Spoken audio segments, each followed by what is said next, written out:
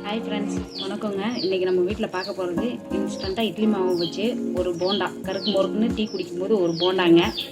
அதை எப்படி செய்யலான்னா, வீட்டிலையே இட்லி மாவு இருந்துச்சுன்னா அதோட ஒரு 2 ஸ்பூனு பச்சரிசி மாவு போட்டு நல்லா கலந்து எண்ணெயில் போட்டு பொரிச்சு எடுத்தோம்னா இந்த மாதிரி போண்டா வந்துடுங்க.